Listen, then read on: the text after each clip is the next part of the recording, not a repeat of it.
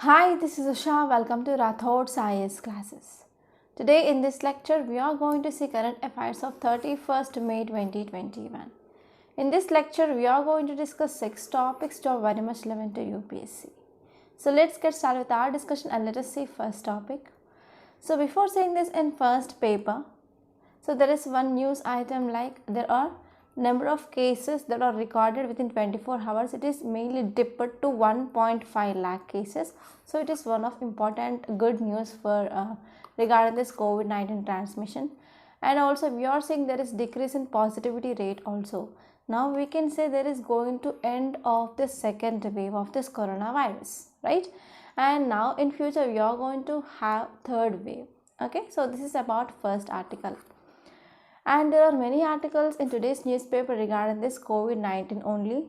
Okay, so we are not going to discuss that much because that is not much relevant to UPSC.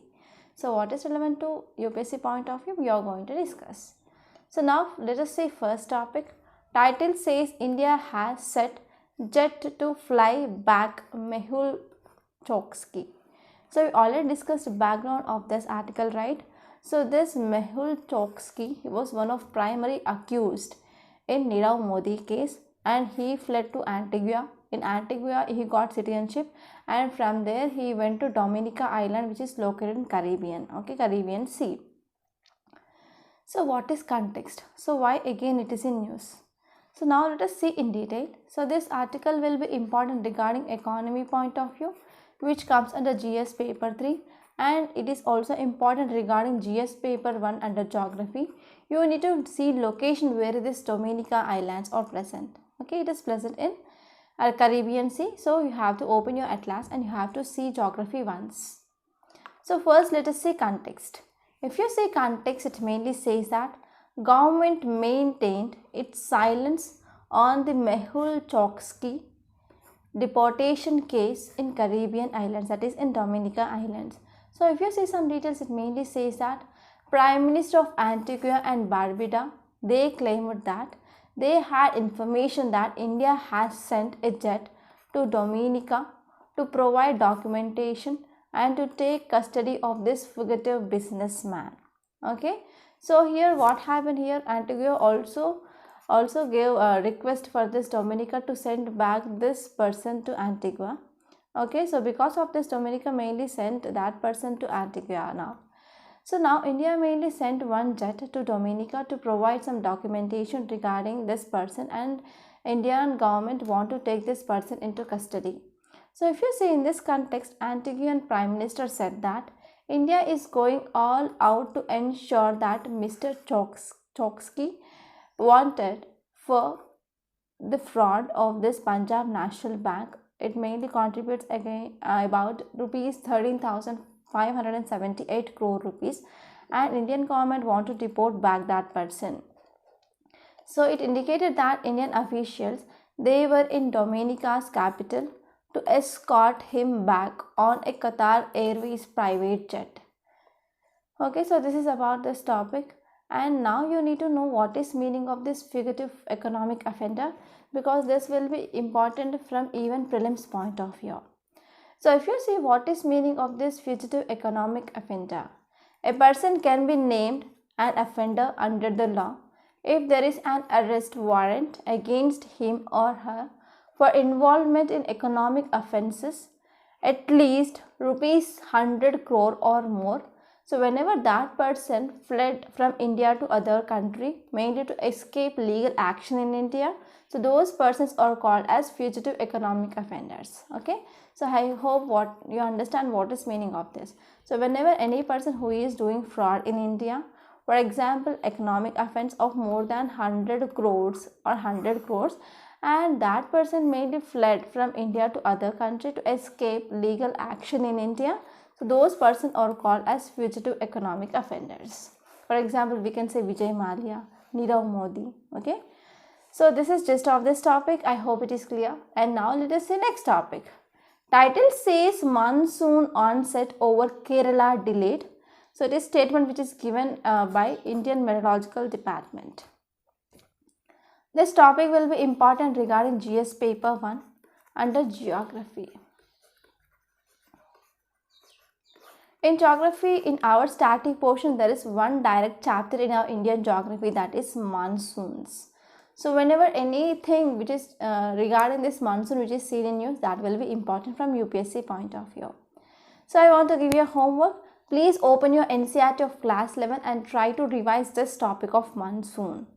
Okay, so because this will be very important for your prelims and also mains point of view. So now let us try to see this topic in a very great detail. First, let us see context. Context mainly says that arrival of southwest monsoon over Kerala has been delayed to June 3rd according to Indian Meteorological Department. So IMD mainly says that arrival of the southwest monsoon over Kerala which has been delayed. And if you see some details, it mainly says that as per latest meteorological indications, it mainly says that southwesterly winds that could strengthen further gradually from 1st June that will result in likely enhancement of rainfall activity over Kerala. So understand this, let us talk about some basics regarding this monsoons. So here we have equator and India mainly seen in northern hemisphere, right? And what happened in summer seasons? So this ITCZ, intertropical convergence zone, that will move towards northwards. So because of this, here we can see low pressure which is seen, and we can see high temperature. What happened whenever winds which are moving in this direction after crossing this equator in northern hemisphere, because of this Coriolis force, they will move towards the right side. Okay, then winds, they will start moving in this direction. So these are called as southwesterly winds, and these southwesterly winds, they will bring moisture from this sea or ocean and they will cause rainfall here. So this is called as Indian monsoon, and these winds, they can be mainly these winds can be divided into two branches, like Arabian Sea branch and next one is Bay of Bengal branch. So now let us talk about this Arabian Sea branch and Bay of Bengal branch here. So here if you draw here, so let us say this is some diagram, okay, don't worry about this diagram. So here we have Arabian Sea and here we have Bay of Bengal. So whenever winds are moving in this direction, they will be divided into two branches. First one will be Arabian Sea branch, that will cause mainly heavy rainfall in this western coast, and here we have Western Ghats. So between this Western Ghats, we are having some gaps like Palghat Gap, Borghat Gap. So because of this, winds will enter here and it will cross here, it will cause some rainfall here. And if you are talking about this Bay of Bengal branch, they will move in this direction and they will cause heavy rainfall in this northeastern area. And whenever the winds which are moving towards forwards, then what happen, moisture content in those winds will be less. So because of this, here we can see low rainfall in this area whenever winds are moving towards northwards, right? So this is about Arabian Sea branch and as well as Bay of Bengal branch. So if you see here, IMD mainly says that this southwesterly winds, they could further strengthen gradually from 1st June onwards. Whenever they are strengthening, then they will cause some rainfall in this Kerala. But if you see, recently private weather forecasting agencies, that is SkyMet, also came up with predictions of this Indian monsoon, and both Indian Meteorological Organization and as well as SkyMet said that we are going to have a good monsoon this year. And here in this context, SkyMet, it is a private weather forecast agency which mainly said that monsoon had arrived, okay, and it is mainly saying based on three important criteria. First one is rain bearing westerlies being at minimum depth and as well as speed. So here we are having this westerlies and we are having, they are mainly bringing some rainfall. And here 60% of available stations in Kerala and coastal areas of Karnataka, they are also detected this westerlies. And next one is Mangalore reporting rainfall of 2.5 mm in more for 2 consequent days. So because of this, here SkyMet mainly said that we are having this monsoons, okay, monsoons have arrived here. And also SkyMet says that there is a certain degree of clouding which indicated by a parameter that is outgoing long wave radiation. So this parameter mainly says that we are having a certain degree of clouding. It is about 200, and in further days it is also going to develop much more, and within 2 to 3 days we saw development about 250 W by square kilometers. And finally, SkyMet mainly says that we are mainly having a certainly weak onset of this monsoons now. So here SkyMet also added that conditions they were very much favorable for further advancement of monsoons to more parts of southern peninsula and as well as east central Bay of Bengal. Okay, so this is about the gist of this topic. And now let us see next topic. Title says wetting the small stuff. So this article mainly talking about 43rd GST Council meet and what are the important things which are mainly discussed. Okay, but what happened, one important thing mainly discussed here is whether to waive off this tax or GST on this COVID-19 related medicines or equipment. So they are going to come up with a detailed report on June 8th. Okay, so because of this is in news. And this topic will be important regarding economy point of view, which mainly comes under GS paper 3. And this topic will be important regarding both the prelims and mains. So what is important regarding prelims? You have to see some facts regarding this. What is this GST council? Who is the chairperson? Who are the members, etc. And for mains, you need to know about what are the key highlights of this 43rd GST council meet. So now let us try to see this article in a very great detail. So context mainly says that recently 43rd GST Council meet that held last Friday, and this meeting could not live up to the mark, that is up to expectations of some meaningful relief from disastrous second wave. So because of this disastrous second wave, we need medical equipment and we need medicines to fight against this COVID-19, and we are facing another problem regarding this black fungus also. So to treat this black fungus, we need amphotericin B, but there is shortage of this medicine, right? So because of all these things, now we mainly expected some tax relaxations on this medicines which are related to this COVID-19 in this 43rd GST Council meet. But here we did not reach our expectations in this meet. Okay, and this was the first meeting of this GST Council in financial year 2021 to 2022. So this is context. And now let us see some key points what are discussed in this meeting. So first one is they decided to exempt import of COVID-19 related equipment, and this exemption mainly extended to August 2021 onwards. And exemptions will be granted to import of relief items even if they have been purchased as long as they met for donations to state governments. Okay. And next one is earlier IGST exemption was granted only for free of cost imports, but we are now going to extend this to COVID-19 related items also. So now detailed report regarding this tax exemptions of this COVID-19 related things that will be given on that will be reported on June 8th. So here regarding this black fungus, to treat this black fungus we need amphotericin B. So this amphotericin B also included under tax-free imports. And next one is GOM committee. Okay, that is Group of Ministers Committee. They mainly look into further exceptions and they will provide an account of COVID-19 relief measures soon by June 8th. And next one is they also talked about GST amnesty scheme.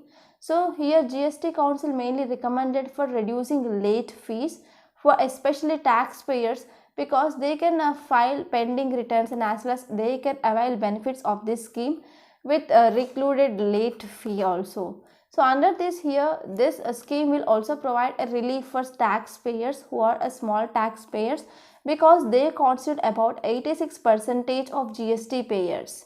So because of this, they can provide some relief for the small taxpayers. And next one is about GST compensation cess.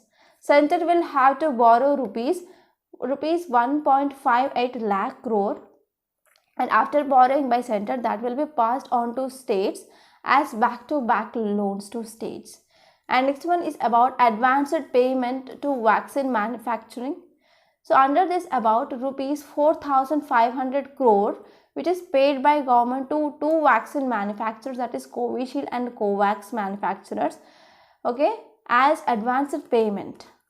And next one is country is engaging with suppliers and manufacturers regarding Japan and Europe, and also country which is also trying to get some vaccines from other countries, like import of vaccines from other countries like Japan and also Europe.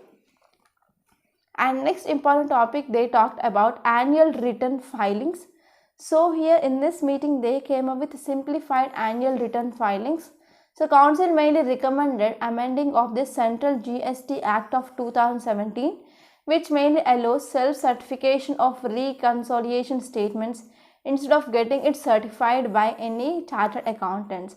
So without any certification by this chartered accounts, now it allowed self-certification of reconciliation statements also.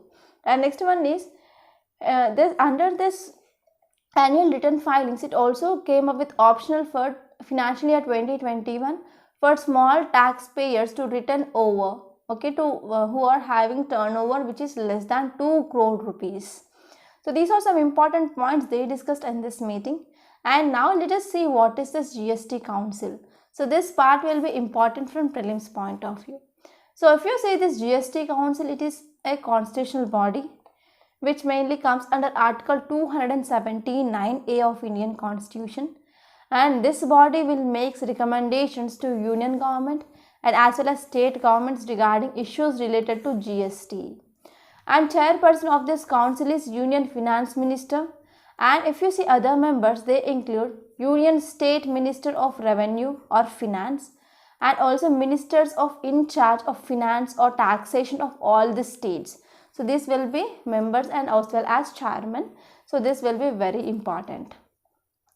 And next one is this GST Council, which considered as a federal body because it contains members of both central and as well as state. So this is about this article, and now let us see next article. The title says holding leaders to account. So this article mainly talking about idea of politics. So I am not giving any negative idea regarding present government. Okay, so whatever written in this article, I am going to explain that, because whenever you are writing about answer regarding critically analyzed, you can also need some negative points, right? So this article mainly talking about some negative points regarding how government which is working now. Okay, this is not my personal opinion. Once again, I am saying. So this is about whatever editor written in this article. I am going to explain it. So whatever which is important from UPSC point of view, we are going to take from this article. So this article will be important regarding GS paper 2 under governance, and this topic will be exclusively important from mains point of view. Whenever you are writing about negative points or critically analyzed type of answers, you have to write these points. Okay, and now let us try to see this topic in a very great detail. So if you are talking about introduction, now we are in a situation, we are facing health crisis, we are facing economic crisis. Now we are in this global pandemic situation. So we already overcome this first wave, and now we are in second wave of this coronavirus. So whenever we are shifting from this first wave towards the second wave of this coronavirus, certain things they have remained predictably consistent in India. So what are those conditions, or what are those things? So first one here is government. Either it may be central government or state government, they displayed their incapacities. So in number of states and in number of areas, we are seeing there are some loopholes in healthcare infrastructure. There is lack of oxygen supply, there is lack of oxygen availability, lack of beds, there is a decrease in vaccination, decrease in number of testing in number of states. So because of this, we are seeing there are some incapacities from government, either at central level and also even at state levels. And party in power mainly consistently asked everyone to refrain from playing politics. Whenever opposition party or whenever civil society mainly asking questions regarding what government is doing regarding this so and so thing, so mainly political party which is in power mainly constantly asked everyone not to do politics. So now let us try to understand what is this politics. Politics means everyone think like whatever which is happening in assemblies, in parliament, that is politics. No, that is not only politics, but politics includes some important elements like government formation will be there, and more significantly they need to come up with a democratic setup. So this democratic setup that need to create avenues that informed citizens are able to fulfill their duty. And as well as here under this democratic setup, we need to fulfill duty like right to question. So citizens, they need to have ability, they need to capable, or they need to have capability to ask questions to very government, because government which is responsible to people, right? Government is accountable to people finally. So because of this, here government or politics include, here they need to give some capability, or they need to give some avenues for people to take right decision, whether whatever the decision which is taken by government, whether they are right or not. So what government are doing, so people need to question government regarding this. And successful government formation and as well as peaceful transition of power from one political party to another political party after elections, it is not the end of politics at all. So here vigilant citizens, they should speak directly on platform or through an association or through existing opposition about whatever concerns or whatever problems they are facing. So in this pandemic situation, people are mainly facing fear, trauma and anxieties because there are increased number of deaths. There is also one more problem we are facing, that is black fungus after recovery of this COVID-19. And from last 8 weeks onwards, there is overwhelming number of people, they needed hospital beds, they needed oxygen support and as well as some basic life-saving drugs. So if you are talking about drugs, we are having remdesivir, we are having amphotericin. So there is black marketing that is happening here. So this is also one concern. So because of lack of proper healthcare infrastructure in India, many thousands of people they have been facing many problems regarding there is a lack of unavailability of instruments regarding this, like ventilators, oxygen support and even drugs, beds, etc. here, and they are suffering agony of being unable to attend burials, cremations and cremations of near and dear. So even we are seeing there are number of dead bodies are floating in river Ganga, right? So there are hundreds of bodies that have been found floating near Ganga and as well as different streams in North India, right?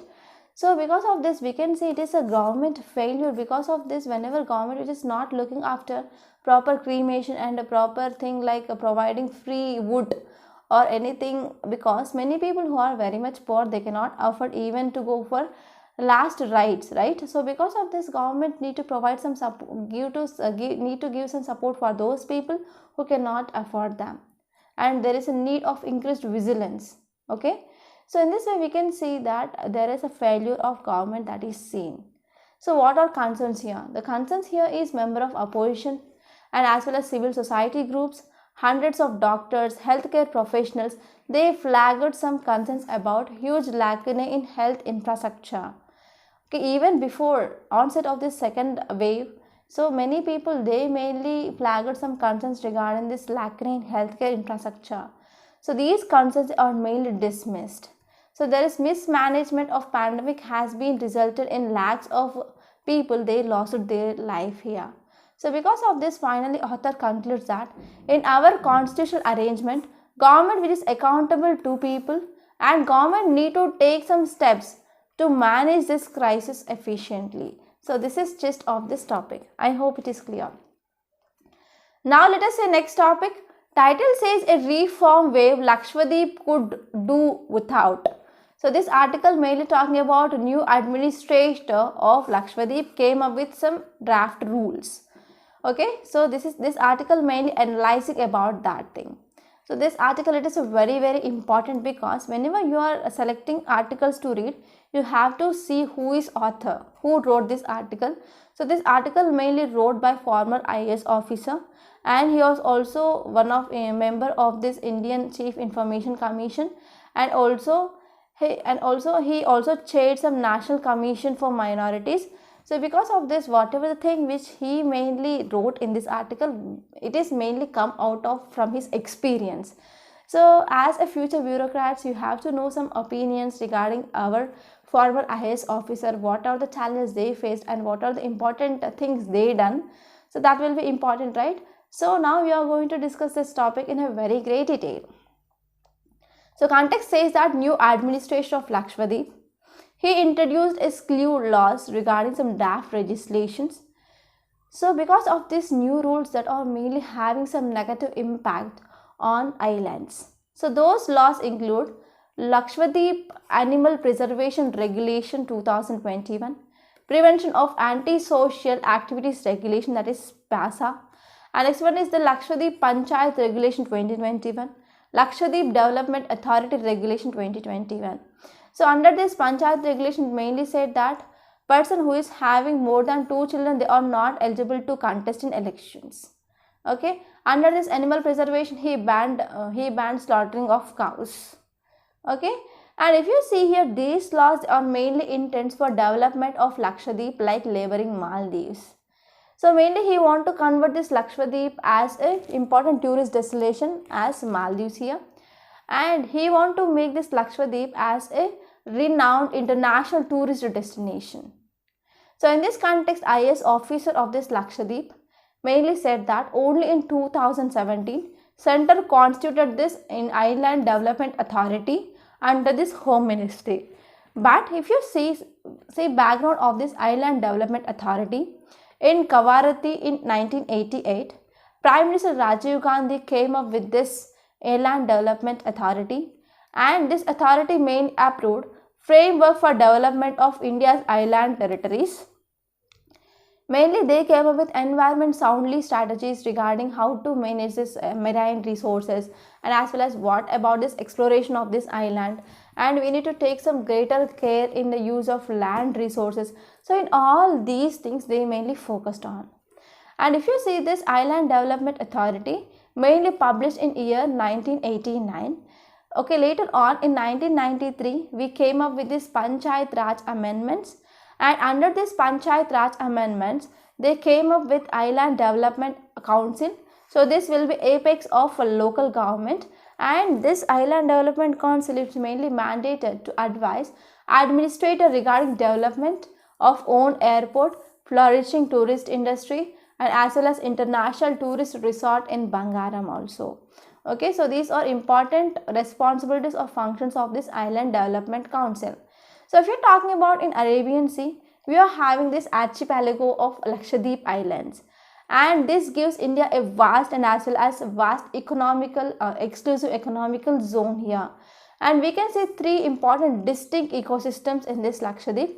They include land, lagoon, and as well as ocean here. And the people who are living in this area, the primary occupation is fishing. And language mainly talked in this Lakshadweep is Malayalam except in Minokai. In Minokai they will speak Mahal. And society is matriarchal. Matriarchal means women-led society, and religion mainly seen in Lakshadweep is Islam. So if you see here mainly new administrator wanted to go for development in this Lakshadweep, but here author says that there is no to this Maldives model that to be come up in this Lakshadweep, because Lakshadweep mainly island archipelago. We need to go for developing of people-centric and as well as some important development projects that we need to enrich fragile coral ecology. Because whenever we are going for development in these regions, so that will mainly cause damage to ecology, and finally that will also show some negative impact on environment which is present in that area. So if you're talking about literacy in this island area, so there is good literacy. And Minokai had among the country's first Navodaya Vidyalayas are present, and vernacular building traditions are present, and even Kadmat has a large degree college, and also they are coming up with a New Delhi Planning Architecture, New Delhi School of Planning and Architecture in this Lakshadweep Islands, and even 9th and 10th Finance Commission of 1984 to 2005. Which mainly focused on speedy and accurate generation of accounting information. So that will be very much helpful for better planning, budgeting, and as well as monitoring of development in this island region. And they mainly talked about expansion of this fishing sector. But whenever we are going for this expansion of this fishing sector here, so we will go for indiscriminate use of trawlers. So because of this indiscriminate use of trawlers, that will endanger corals here. So this problem mainly we are experienced even in Maldives. So because of this, now they banned with these trawlers in Maldives. So in this context, what is need? The need here is we need to go for expansion of modern education, and we need to go for preferred salaried jobs over pursuing traditional occupations. So traditionally they are going for fishing. Whenever they are going for fishing, it will be also cause some damage to marine organisms or marine ecosystem. So because of this, we need to move these people from traditional fishing towards preferred salaried jobs, and as well as we need to improve modern education in that area, and we need to go for environment friendly management of fisheries, sanitation, waste disposal, and widening of access to drinking water. That means we can go for desalination here. And next one is we need to develop policies for enhancing of employment opportunities in this area, mainly to divert people from this traditional fishing from this area. And even Niti Aayog came up with one important thing, that is water bungalows. So these water bungalows are expensive concept, and they are also hazardous for corals. So because of this, we need not to go for water bungalows here. And next one is, if you see here, new Administrator Patel came up with some proposals. So let us see what are those proposals. First one is cow slaughter will be banned in territory. But if you see in that territory, there are no cows except government owned dairy farms. That means it is mainly indirectly focusing on government. And next one is preventive detention law. Where there is no crime, he want to bring up with this preventive detention law. And next one is he want to take some steps to undermine tribal and as well as land ownership. That means whenever he want to go for development in so and so area, he can go for evacuation of people from that area. And next one is judicial remedy which is denied for those people also. And there are some plans for road widening of islands, and maximum road length it is about 11 kilometers. So for widening of this road, we need to go for cutting down of number of trees.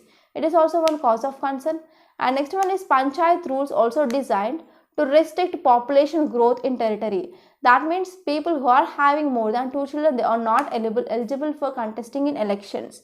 But if you see, according to National Health Family Survey 5, it mainly said that total fertility rate in Lakshadweep, it is 1.4 only. It is, if you see national average, it is 2.2%. So even we are seeing there is total fertility rate is very low, and we are placing some restrictions here that will further leads to decrease in population in Lakshadweep. Okay, and new administrator also came up with relaxation of quarantine laws here. So because of this, that led to increase in number of COVID-19 cases in Lakshadweep. So these are some important details that you should remember regarding this topic. I hope it is clear. Now let us see next topic. Before saying next topic, I want to make a small announcement on this platform. If you want to clear UPSC 2022, we came up with one excellent, highly beneficial and also highly economical course, that is current affairs package along with mains answer writing practice. So how this course will be useful to clear this UPSC 2022? So one thing you need to remember before entering into examination hall is you need to know at least 1.5 year current affairs for sure. And this is right time to join this course to cover this 1.5 years current affairs in a comprehensive manner. And next one is why you need to focus on this current affairs. Because in prelims, in mains and even in interview, you can expect questions based on this current affairs. So mastering of current affairs, it is very important to clear this UPSC. And next one is mains answer writing practice.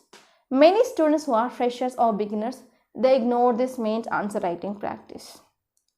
So even though with their hard work, they clear prelims, they cannot clear mains without proper answer writing skills. In this course, we are exclusively focusing on how to improve your answer writing skills. And if you join this course, we also conduct prelims test on every Sunday. And we also provide you video explanation part. So in this way, this course which is designed as per demand of UPSC. So finally, I want to say one thing. Please don't take this course as a choice and don't underestimate this course. Try to join this course as soon as possible and achieve your dream of clearing UPSC. For further details, link which is given in description box. So please visit that once. And if you want to talk to me directly, you can call to this number 8074765513. Okay, and now let's come back and let us see next article. Title says evidence of how little the judiciary has learned. So this article mainly talking about Tarun Tejpal case judgment. So this Tarun Tejpal, mainly editor, okay, mainly he was alleged with a rape case in escalator in some 5-star hotel and he was arrested. He allegedly raped his colleague itself. So this article mainly talking about workplace safety of women in workplace, but this article mainly written by member of CPI party. So whenever any article which is written by any political party person, then it will be one-sided. Okay, so you cannot take these statements here. So because of this, whatever which is important from this article we are going to extract. So if you want to read, you can read this, but it is a political article. So now let us try to see this topic in a very great detail. So context mainly says that BJP-led government in Goa, which filed an appeal in High Court against judgment of additional session judge acquitting former editor of a news magazine, that is Tarun Tejpal. So Tarun Tejpal mainly alleged of charges of rape of an employee in November 2013. So this is about this case. And now let us talk about what is a Sexual Harassment in Workplace Act. So this will be important from our UPSC point of view and from mains. So now let us try to see key provisions. So first one is Act mainly lays down procedures for complaint and as well as to inquiry regarding action to be taken. And next one is it also mandates that every employer constitute an internal complaints committee at each office or branch which is having 10 or more employees. And next one is it also lays down procedure and defines various aspects of sexual harassment. And women can be of any age, whether employed or not, that mainly subjected to any sexual harassment. That means rights of all women who is working in that establishment, or whenever that woman visiting that establishment, they are also protected under this act. So these are 4 important provisions of this act. So this will be important from mains point of view. So this is gist of this topic. I hope it is clear. By this we are concluding today. I hope you enjoyed this lecture. Please subscribe to my channel and don't forget to like, share and comment my videos. And don't forget to enroll this current affairs package. Thank you so much.